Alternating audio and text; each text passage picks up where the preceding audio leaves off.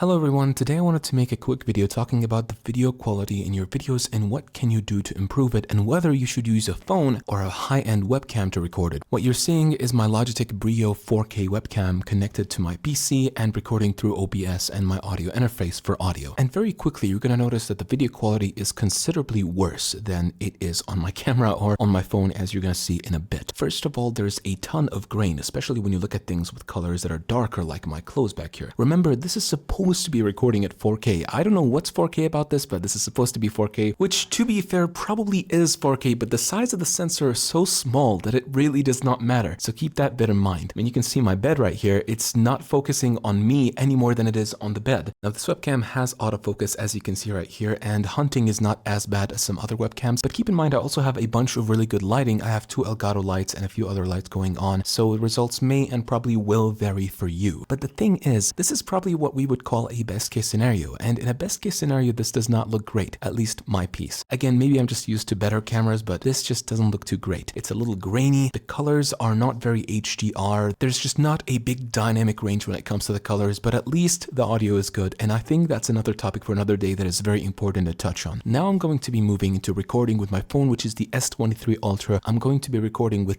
technically the same specifications, that being 4K 30 FPS with HDR turned on. So what you're seeing now is the video quality coming out of my phone at 4K 30 FPS. My phone is the Samsung S23 Ultra. Immediately you can tell there's a lot more detail. The colors are a lot more accurate as far as I'm concerned, as far as I've tested before this. I obviously don't really see what's going on right now because I'm using the back camera and not the front camera, which I could use, but it just feels like the back camera is going to have much better sensors. The video quality is considerably better. Now, while this seems like a very obvious upgrade, there are a few downsides to using this method. First of all, your phone's battery is going to degrade over time because recording videos, especially at this resolution and in this much detail, is going to use a lot of battery and a lot of processing. And so your phone is going to get hotter, the battery will drain a bit faster and may have a shorter lifespan. Not only that, files recorded on your phone are probably going to be considerably bigger than that recorded on your PC or on OBS, especially when you're recording videos with H.264 with high bitrate and not so much compression going on. Your phone is probably going to be recording with a bunch of compression by default. I have changed a lot of the settings on my phone in order to suit it better. And I have tested this file size thing on my phone before, and I found out that 1 minute of footage at 4K 30 with HDR and high bitrate is almost 1 gigabyte. That is huge. For example, I have like 40-50 gigs left on my phone. That is less than 40 minutes of footage left. That's not a lot. And my phone is also going to get quite hot and the battery's going to get drained, so it's really not that reliable. But what I will say is a lot of people want to upgrade their phone every few years, and in that situation, if you use your old phone as a webcam or as a camera, it's going to be great. The last downside, which to some people might be the most important and to others might be the least important, is going to be synchronization. Now, while if you do buy a field recorder like the Zoom F3 for example, that you can later connect to your phone as a line out and then you can use the microphone from the interface, in which case if you do not do that, you're going to have to record the audio separately and the video separately and then connect them in post, which is not a very difficult step. But the reason why it can become a bit of a hassle is sometimes I record footage and then I forget that I have to record an extra little bit. And that extra step goes a long way. It needs a bunch of time, it needs a bunch of file transfer, it can be a bit of a pain. And that is an extra thing that you're gonna have to worry about. So obviously this is not going to replace your camera, nor is this stupid looking webcam, but still it is a very nice option to have on the side. And especially if you want to record B-rolls, especially if you want to have a second angle, recording with phones nowadays is so good because they can have such good quality. It is never ever going to compete with professional DSLR cameras simply because of the size. The sensor size is so much bigger on those cameras, and that leads to just so much more better stabilization, better video quality, better light, more light going into the sensor, and so on. But so far I think that this can suit me at least for the next few weeks before I upgrade to my other Sony camera. And now let's get back into the Logitech because I feel like my phone is gonna go on fire in a few seconds.